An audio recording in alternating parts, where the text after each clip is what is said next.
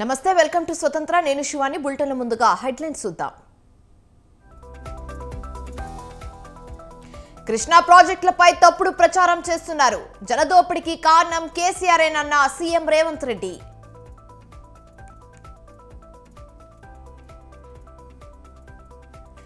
కాసేపట్లో తెలంగాణ కేబినెట్ భేటీ 6 గ్యారెంటీలకు బడ్జెట్ నిబంధనలపై చర్చ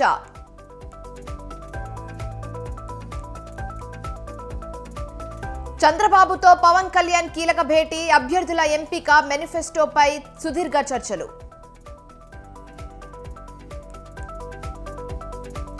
సాయంత్రం జనసేనలోకి వైసీపీ ఎంపీ బాలశౌరి కండువా కప్పి ఆహ్వానించనున్న పవన్ కళ్యాణ్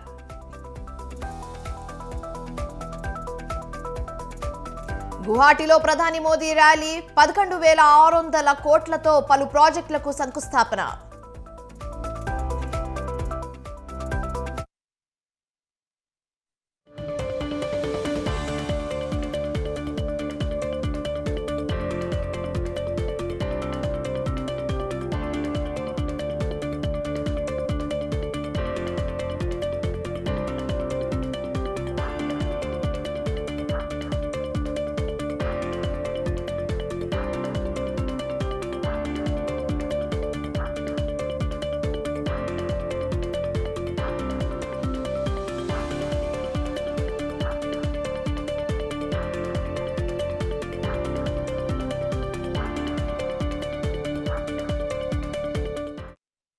కృష్ణా గోదావరి నదులపై మాజీ ముఖ్యమంత్రి కేసీఆర్ మాజీ మంత్రి హరీష్ రావులు చేసిన పాపలను కప్పిపుచ్చే ప్రయత్నం చేస్తున్నారని ముఖ్యమంత్రి రేవంత్ రెడ్డి ఆరోపించారు. గత ప్రభుత్వం ఆంధ్రప్రదేశ్కు లొంగిపోయిన విధానం వివరించారు. విభజన చట్టం ప్రకారం కృష్ణా గోదావరి నదుల మీద ప్రాజెక్టులను కేంద్రాన్ని అప్పగించే విధి విధానాలు ఖరారు చేశారని అన్నారు. దీనికోసం బోర్డులను కూడా ఏర్పాటు చేశారని ఇది పార్లమెంట్ ఆమోదం కూడా పొందిందన్నారు.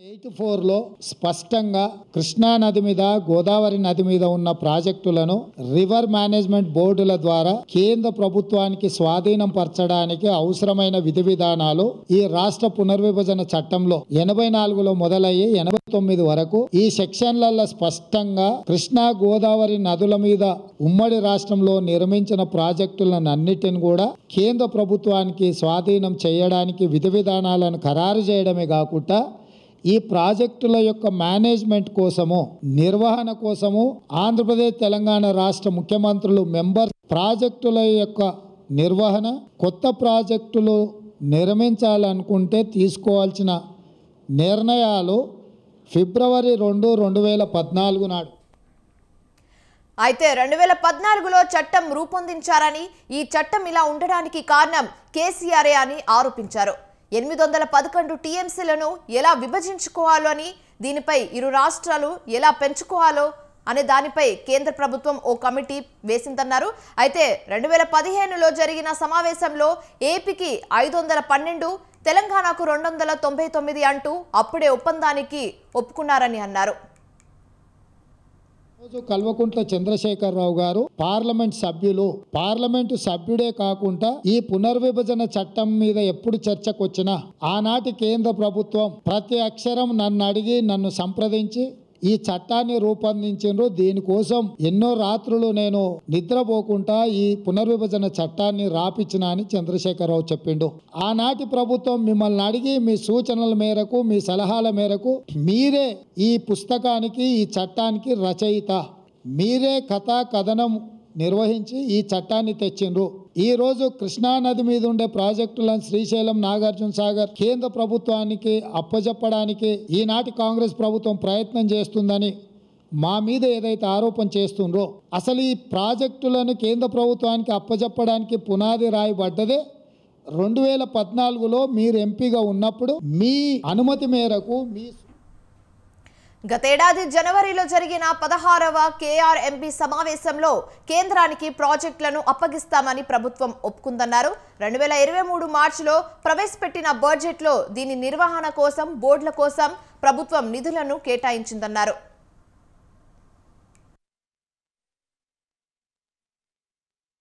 తెలంగాణకు సగం నీళ్లు రావాలి కృష్ణా నదిలో అంటే 405 టీఎంసీలు కావాలని ఏదైతే ఈ రోజు మనకు 50% వాటా కావాలని ఆరోపణలు చేస్తుండ్రో ఆనాడు 50% వాటా అడగకపోను వాస్తవంగా కృష్ణానది పరివాహక ప్రాంతం 68% తెలంగాణలో ఉంది, 32% మాత్రమే ఆంధ్రప్రదేశ్లో ఉంది.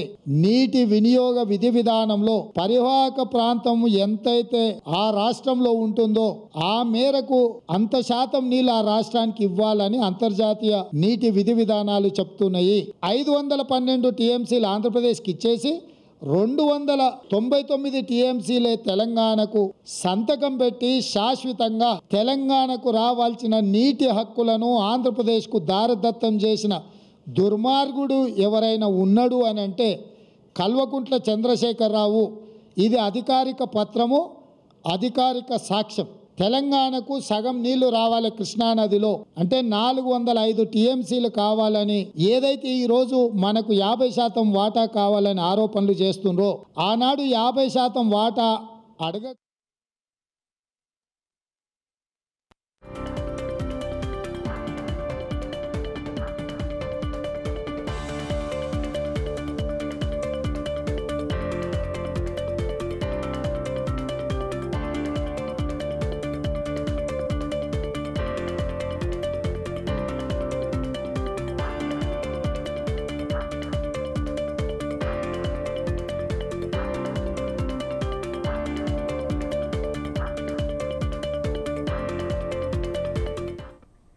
ఎస్ బ్రేకింగ్ న్యూస్ చూస్తున్నాం. తెలంగాణ కేబినెట్ భేటీ ప్రారంభమైంది. సచివాలయంలో ముఖ్యమంత్రి రేవంత్ రెడ్డి అధ్యక్షతన మంత్రివర్గ సమావేశమైంది. ఎన్నికల సందర్భంగా కాంగ్రెస్ పార్టీ ప్రకటించిన 6 హామీల్లో ఇప్పటికే 2టిని అమలు చేయగా మరో 2టి అమలుపై ఈ మంత్రివర్గ సమావేశంలో చర్చించుకోనున్నారు.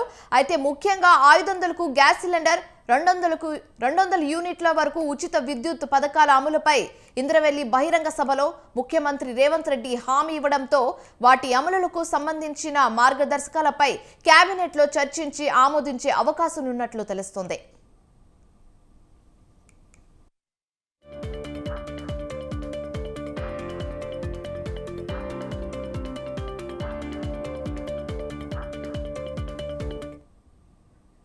ఇక ఇదే అంశం మీద పూర్తి సమాచారం మా ప్రతినిధి సవిన్ ఫోన్ ద్వారా అందిస్తారు. సవిన్, చెప్పండి. మరికొద్దిసేపట్లో తెలంగాణ సచివాలయంలో రాష్ట్ర కేబినెట్ సమావేశం ప్రారంభం కాబోతుంది. ముఖ్యమంత్రి రేవంత్ రెడ్డి అధ్యక్షతన జరిగే ఈ కేబినెట్ సమావేశంలో ప్రధానంగా ఫిబ్రవరి నెలలో అంటే ఈ నెల 2వ వారంలో జరిగే తెలంగాణ అసెంబ్లీ బడ్జెట్ సమావేశాలు అంటే ఓవర్ అకౌంట్ బడ్జెట్ సమావేశాలకు సంబంధించి ప్రధానంగా బడ్జెట్ ఆమోదంతో పాటు బడ్జెట్ కూర్పు ఏ విధంగా ఉండాలి అనే దానిపైన కేబినెట్ సమావేశంలో చర్చ జరగబోతా ఉంది. అదేవిధంగా తెలంగాణలో కాంగ్రెస్ పార్టీ అధికారంలోకి వస్తే గ్రూప్ 1 నోటిఫికేషన్ విడుదల చేస్తామంటూ ప్రభుత్వం చెప్పింది. ఫిబ్రవరి 1వ తేదీనే గ్రూప్ 1 నోటిఫికేషన్ ఉంటుందంటూ ఎన్నికల మేనిఫెస్టోలో పెట్టింది. ముఖ్యంగా గత ప్రభుత్వం ఉన్నప్పుడు 2 సార్లు గ్రూప్ 1 పరీక్షలు జరిగి రద్దయ్యాయి. పెద్ద ఎత్తున గత ప్రభుత్వం అంటే బీఆర్ఎస్ ప్రభుత్వానికి గ్రూప్ 1 పరీక్ష నిర్వహణ పెద్ద అప్రతిష్ట తెచ్చిపెట్టింది. దీంతో ఈసారి కాంగ్రెస్ ప్రభుత్వం అధికారంలోకి వచ్చిన తర్వాత టీఎస్పీఎస్సీ నూతన కమిటీని కూడా ఏర్పాటు చేయడం జరిగింది. గవర్నర్ దానికి సంబంధించి నియామకానికి సంబంధించి ఆమోదం కూడా తెలిపారు. కాబట్టి గ్రూప్ 1 పరీక్ష నిర్వహణ ఏ విధంగా ఉండాలి, గ్రూప్ 1 నోటిఫికేషన్ ఏ విధంగా ఉండాలి, ఎప్పుడు ఉండాలి అనే దానిపైన కూడా కేబినెట్ భేటీలో చర్చించబోతున్నారు. ఇక 6 గ్యారంటీల అమల్లో భాగంగా 2 హామీలు అంటే 200 రూపాయలకి 200 యూనిట్లకు సంబంధించి ఉచిత విద్యుత్తుకి సంబంధించి దాదాపు 81 లక్షల మంది ప్రజాపాలనలో దరఖాస్తు చేసుకున్నారు. ఇక ఉచిత గ్యాస్ సిలిండర్ కి సంబంధించి 500 రూపాయలకి గ్యాస్ సిలిండర్ ఇస్తామంటూ కూడా ప్రభుత్వం చెప్పింది. ఈ 2 హామీలను అతి త్వరలోనే అమలు చేస్తామంటూ ఇటీవల ఇంద్రవెల్లిలో జరిగిన బహిరంగ సభలో సీఎం రేవంత్ రెడ్డి ప్రజలకు హామీ ఇచ్చిన నేపథ్యంలో వీటి అమలు ఎప్పుడు ఉంటుందనే దానిపైన కేబినెట్ భేటీలో చర్చించబోతున్నారు. ఇక రాష్ట్రంలో ప్రస్తుత ఆసుపత్రులు అదేవిధంగా వైద్య ఆరోగ్య పరిస్థితితో పాటు ఐటీ అభివృద్ధి ఇక మున్సిపల్ శాఖ ఈ అంశాలపైన కూడా కేబినెట్ భేటీలో చర్చించబోతున్నారు. ఇక తెలంగాణలో కాంగ్రెస్ పార్టీ అధికారంలోకి వస్తే వాహనాల రిజిస్ట్రేషన్ పై ఉన్నటువంటి టీఎస్ ను టీజీగా మారుస్తామంటూ ముఖ్యమంత్రి రేవంత్ రెడ్డి గతంలో అనేక సందర్భాల్లో బహిరంగ సభల్లో వ్యాఖ్యానించిన పరిస్థితి ఉంది. దానిపైన కూడా అసెంబ్లీ సమావేశాల నిర్వహణ ఎప్పుడు ఉంటుందనే దానిపైన కూడా కేబినెట్ సమావేశాల్లో ఒక నిర్ణయానికి వచ్చే అవకాశం ఉంది. ఇప్పటికే రేవంత్ రెడ్డి ప్రెస్ మీట్ లో ప్రకటించిన విధంగా అసెంబ్లీ బడ్జెట్ సమావేశాల్లో ఓట్ ఆన్ అకౌంట్ బడ్జెట్ తో పాటు ఇప్పటికే 2 శాఖలపైన తెలంగాణ రాష్ట్ర ప్రభుత్వం, కాంగ్రెస్ నూతన ప్రభుత్వం శ్వేతపత్రాలను విడుదల చేసింది. ఈసారి జరగబోయే అసెంబ్లీ బడ్జెట్ సమావేశాల్లో సాగునీటి రంగం పైన శ్వేతపత్రాన్ని విడుదల చేసి దానిపై అసెంబ్లీలో 2 నుంచి 3 రోజులు చర్చిస్తామంటూ కూడా ఇప్పటికే రేవంత్ రెడ్డి ప్రకటన చేసిన నేపథ్యంలో ఈ రోజు కేబినెట్ భేటీలో కొన్ని నిర్ణయాలు కూడా రాష్ట్ర ప్రభుత్వం తీసుకునే అవకాశం కనపడుతుంది. ముఖ్యంగా 2 గ్యారంటీల అమలు ఎప్పుడు అనే దానితో పాటు అసెంబ్లీ సమావేశాల తేదీ ఎప్పటి నుంచి ఉంటుంది అనే దానిపైన ఈ కేబినెట్ సమావేశంలో ప్రధానంగా చర్చకు వచ్చి వాటిపైన ఒక నిర్ణయం రాష్ట్ర కేబినెట్ తీసుకునే అవకాశం ఉంది. Right, thanks for the update Savi.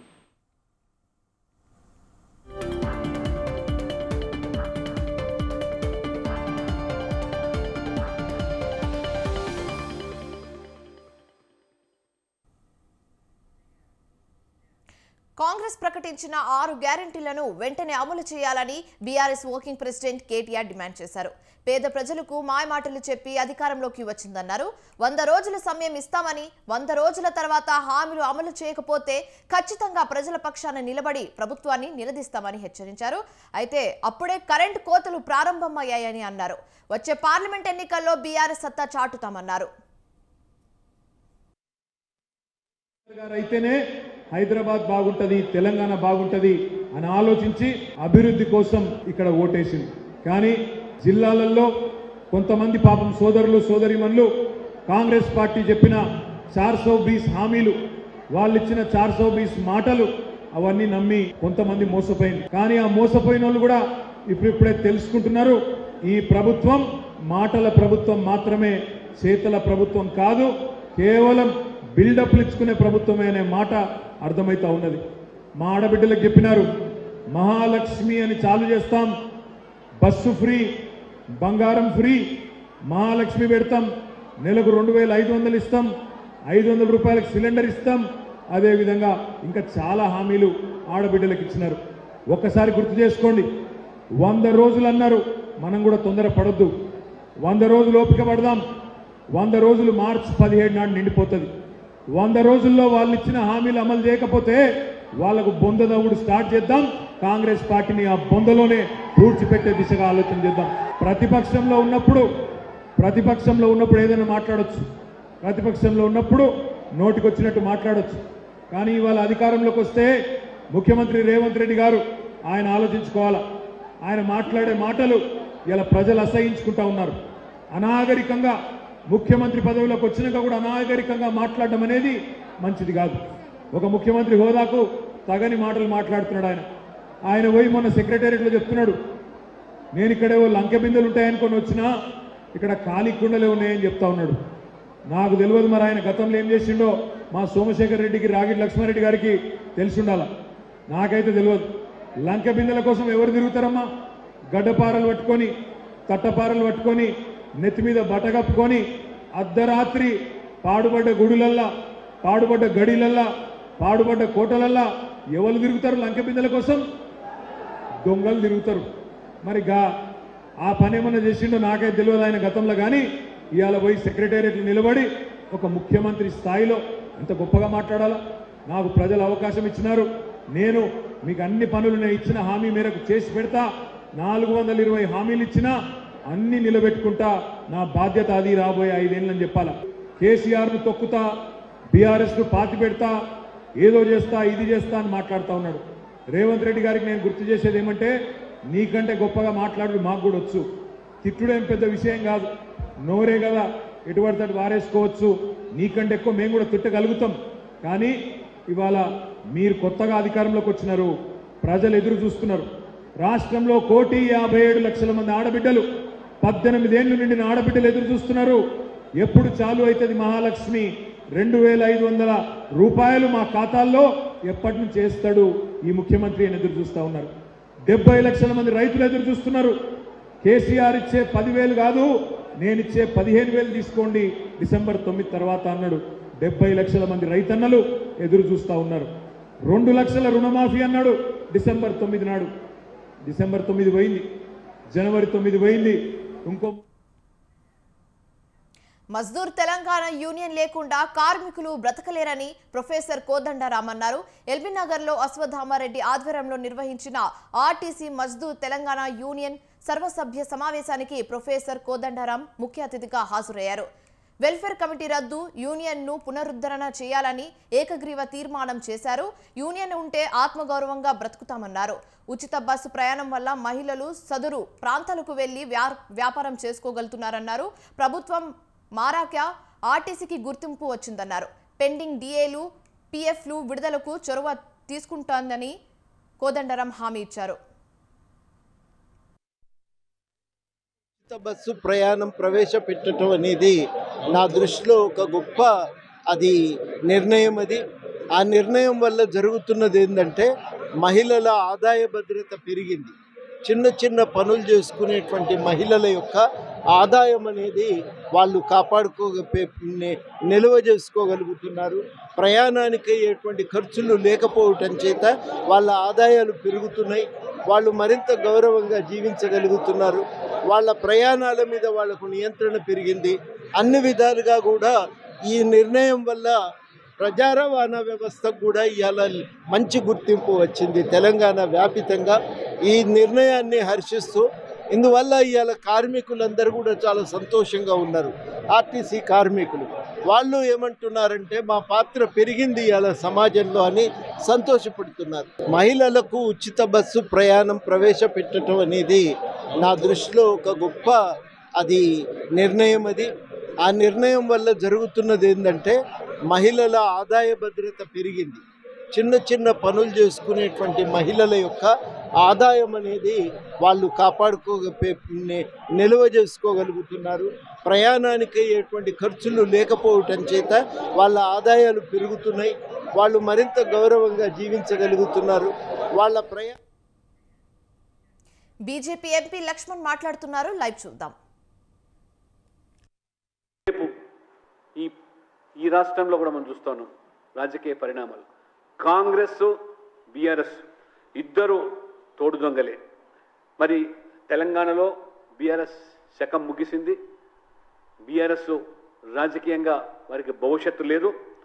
Congress కూడా ఉచితాల పేరు మీద 6 గ్యారెంటీల పేరు మీద ప్రజలు మభ్యపెట్టి అధికారంలోకి వచ్చింది తప్పితే అది కాంగ్రెస్ గెలుపు కాదు. బీఆర్ఎస్ ఓడింది వాస్తవమే, కానీ కాంగ్రెస్ లాభపడింది అంతే. కాబట్టి ఈ 50 రోజుల కాంగ్రెస్ పాలన పట్ల ప్రజలు మరి పెదవి విరిచే పరిస్థితి. గ్యారంటీల పేరు మీద ఈ యొక్క పార్లమెంట్ ఎన్నికల షెడ్యూల్ లోపల దాన్ని అమలుపరచకుండా అది ఏ రకంగా మరి మభ్యపెట్టే మాటలతో కాలం వెలిపిస్తుంది తప్పితే ఎన్నికల తర్వాత ఏరు దాటిదాకా ఓడమల్లయ్య, ఏరు దాటిన తర్వాత బోడిమల్లె చిన్నంగా వివరిస్తుంది. కాబట్టి ఏమాత్రం ఈ ప్రభుత్వానికి చిత్తశుద్ధి ఉన్నట్టే 100 రోజుల నిపంతో కాలయాపన కాకుండా ఇచ్చిన మాట నిలబెట్టుకోవాల్సిన అవసరం ఉంది. ఈరోజు బీఆర్ఎస్ అదే రకంగా కాంగ్రెస్ పరిస్థితి చూస్తూ ఉంటే ఇవాళ కాళేశ్వరం ప్రాజెక్టు, అదే రకంగా ఓఆర్ఆర్ మరియు ధరణి ఏవైతే అవినీతి కుంభకోణాలని చెప్పి ఎన్నికల ముందు మరి ఆనాడు పిసిసి అధ్యక్షుల రేవంత్ రెడ్డి గారు అయితే మరి వాటి గురించి ప్రస్తావించి ఇవాళ ప్రభుత్వం అధికారులకు వచ్చిన తర్వాత, ముఖ్యమంత్రి అయిన తర్వాత వీటి పట్ల ఊసెత్తకుండా కోనీ రాగాలు తీయడము, ఏ రకమైనటువంటి ఈ ధోరణికి ఈ కాంగ్రెస్ బీఆర్ఎస్ పట్ల మితక వైఖరి అవలంబిస్తున్నారో తెలంగాణ ప్రజలు గమనిస్తున్నారు. కాబట్టి తెలంగాణ బీఆర్ఎస్ ప్రభుత్వం హయాంలో జరిగిన కాళేశ్వరం ప్రాజెక్టు, ఓఆర్ఆర్, ధరణి విచారణలో కాంగ్రెస్ ఒక్క అడుగు కూడా ముందుకేయకుండా ఇవాళ సిబిఐ ఎంక్వైరీ అన్నటువంటి మీరు ఇవాళ దాన్ని నీరు గార్చేటువంటి ప్రయత్నం చేస్తున్నారు. ఇది దేనికి సంకేతమో ప్రజలు అర్థం చేసుకోగలుగుతున్నారు. ఇవాళ బీఆర్ఎస్ను బతికించే ప్రయత్నాలు ఇవాళ కాంగ్రెస్ చేస్తున్న తప్పితే ఇవాళ కాంగ్రెస్ లేదా బీఆర్ఎస్ ఇవాళ నేరుగా బీజేపీని ఎదుర్కోలేని పరిస్థితిలో 2 పరోక్షంగా వచ్చే పార్లమెంట్ ఎన్నికల్లో కూడా బీజేపీని మరి నిలువరించేటువంటి కుట్రలకు, పన్నాగాలకు తెరదీస్తూ ఈరోజు మరి తెలంగాణ ప్రజలు రేపు జరగబోయే పార్లమెంట్ ఎన్నికల్లో నరేంద్ర మోడీ గారు ప్రధానమంత్రి అభ్యర్థిగా 3వసారి ముందుకు వస్తూ ఉంటే కాంగ్రెస్ పార్టీ మీ నాయకుడు రాహుల్ గాంధీ, సోనియా గాంధీ, ప్రియాంక గాంధీ లేదా మీ కూటమి నాయకులలో తేల్చుకోలేక సతమతం అవుతున్నారు. కాబట్టి మరి ఖచ్చితంగా మరి ఈ పార్లమెంట్ ఎన్నికల్లో కూడా గణనీయ సంఖ్యలో 10కి తక్కువ కాకుండా పార్లమెంటు సభ్యులను అదే రకంగా 35% ఓట్లను సాధించే లక్ష్యంతో వైసీపీకి రాజీనామా చేసిన మచిలీపట్నం ఎంపీ వల్లభనేని బాలశౌరి నేడు జనసేన పార్టీలో చేరనున్నారు. మంగళగిరిలోని జనసేన రాష్ట్ర కార్యాలయంలో మధ్యాహ్నం పవన్ కళ్యాణ్ సమక్షంలో పార్టీలో చేరేందుకు సన్నాహాలు చేశారు. అయితే బాలశౌరితో పాటు కృష్ణా జిల్లాకు చెందిన పలువురు వైసీపీ నేతలు కూడా జనసేన తీర్థం పుచ్చుకొనున్నారు. గుంటూరు, కృష్ణా 2 జిల్లాల నుంచి భారీ ప్రదర్శనతో బాలశౌరి ఆయన అనుచరులు మంగళగిరికి రానున్నారు. అయితే గత 2-3 రోజులుగా విజయవాడ, గుంటూరులోని ఎంపీ బాలశౌరి కార్యాలయానికి పెద్దెత్తున ఆయన అభిమానులు, మద్దతుదారులు చేరుకొని సంఘీభావం తెలుపుతున్నారు.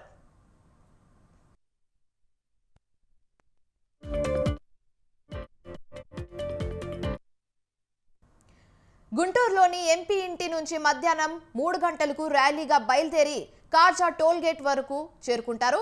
మరోవైపు కృష్ణా జిల్లాలోని అవినిగడ్డ నుంచి జనసేన జిల్లా అధ్యక్షుడు బండ్రెడ్డి రామకృష్ణ ఆధ్వర్యంలో జన సైనికులు, బాలశౌరి మద్దతుదారులు కలిసి ప్రదర్శనగా బయలుదేరి చల్లపల్లి, మచిలీపట్నం, విజయవాడ మీదుగా కాజా వద్దకు చేరుకుంటారు. అక్కడి నుంచి అంతా కలిసి జనసేన కార్యాలయానికి వెళ్లేలా రూట్ మ్యాప్ సిద్ధం చేశారు. 2004 వైఎస్ శిష్యుడిగా రాజకీయాల్లోకి వచ్చానని, గత ఎన్నికలో వైసీపీ అభ్యర్థిగా బందర్ నుండి పోటీ చేసి గెలిచానని బాలశౌరి చెప్పారు. బందర్ పోర్టు నుండి అనేక అభివృద్ధి కార్యక్రమాలు చేశామన్నారు.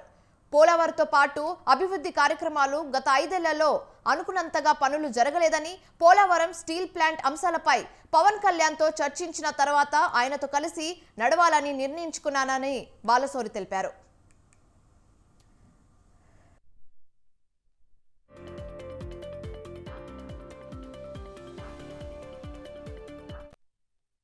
డెవలప్మెంట్ యాక్టివిటీస్ అయితేనేమి ఇవన్నీ కూడా అనుకున్న స్థాయిలో ఎక్కడ ఊహించిన స్థాయిలో లేవు. తర్వాత పవన్ కళ్యాణ్ గారిని నేను కలిసి వారితో మాట్లాడిన తర్వాత ఆయనకి పోలవరం ప్రాజెక్టు విషయంలో అయితేనేమి, అలాగే స్టీల్ ప్లాంట్కి ప్రైవేటీకరణ చేయకుండా ఆపాలనేటువంటి విషయంలో అయితేనేమి, మిగిలినటువంటి అన్ని డెవలప్మెంట్ యాక్టివిటీస్లో ఆయనతో కూర్చొని మాట్లాడిన తర్వాత నేను ఆయనతోటి కలిసి ప్రయాణం చేయాలని చెప్పేసి నిర్ణయించుకొని గత నెల 13వ తారీఖు వైఎస్ఆర్ కాంగ్రెస్ పార్టీకి రిజైన్ చేసి ఆ రోజే నేను జనసేన పార్టీలో పవన్ కళ్యాణ్ గారి యొక్క అధ్యక్షతన ఈ పార్టీలో చేరబోతున్నాననేటువంటి విషయాన్ని కూడా ఆ రోజే నేను తెలియపరిచాను. గత ఎన్నికల సమయంలో నియమించిన అధికారులను మళ్లీ నియమించడంపై ఆగ్రహం వ్యక్తం చేశారు టీడీపీ పుంగనూరు నియోజకవర్గ ఇన్ఛార్జ్ చెల్ల రామచంద్రారెడ్డి. సాయ ఎన్నికల అధికారిగా తహసీల్దార్ సుబ్రహ్మణ్యం రెడ్డిపై గతంలోనూ పలు ఆరోపణలు ఉన్నాయని ఆరోపించారు ఆయన. అయితే ఈ విషయంలో ఎన్నికల కమిషనర్కు ఫిర్యాదు చేస్తామన్నారు. బాబు ష్యూరిటీ భవిష్యత్తు గ్యారంటీ కార్యక్రమంలో పాల్గొన్న ఆయన వైసీపీ సర్కార్ తీరుపై ఆగ్రహం వ్యక్తం చేశారు. రానున్న ఎన్నికల్లో టీడీపీ జనసేన విజయం ఖాయమన్న ధీమా వ్యక్తం చేశారు చెల్ల రామచంద్రారెడ్డి.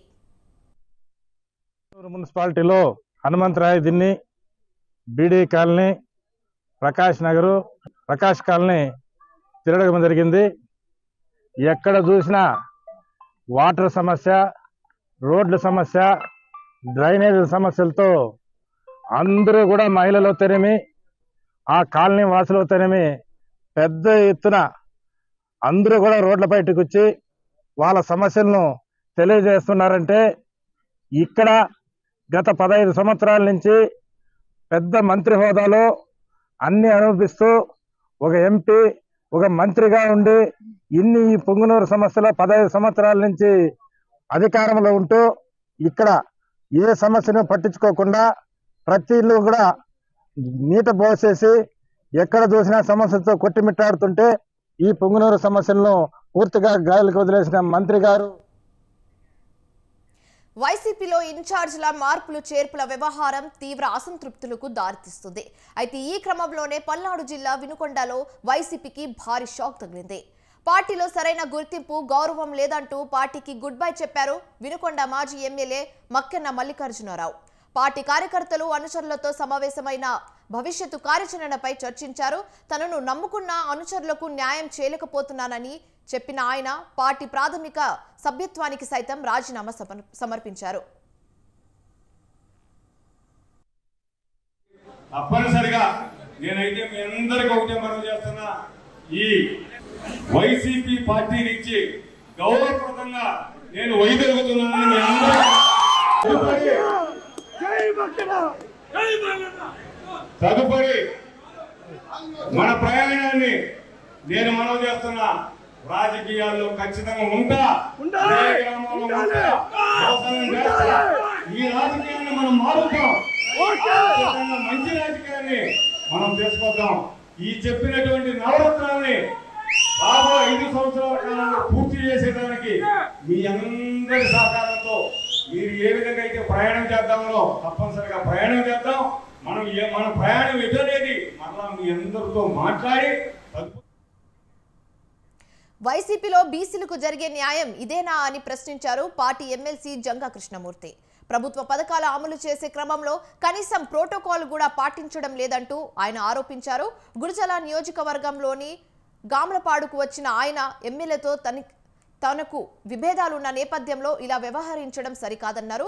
పోలీసులను మోహరించి ప్రజాస్వామ్యాన్ని అణిచాలని చూస్తే ఊరుకునేది లేదని ఆయన హెచ్చరించారు. ప్రశాంతంగా ఉన్న పల్నాడు గ్రామంలో పోలీసులను మోహరించి ఆటవిక రాజ్యంగా మార్చాలని చూడడం సరికాదన్నారు ఎమ్మెల్సీ జంగా.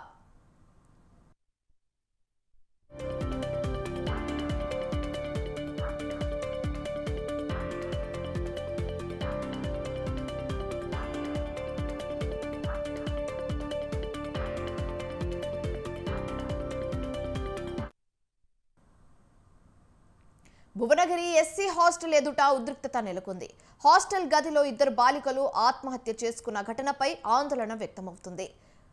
వసతి గృహం వద్ద బాలికలు వైష్ణవి భవ్య కుటుంబ సభ్యులు ఆందోళనకు దిగారు. తమకు న్యాయం చేయాలని డిమాండ్ చేశారు.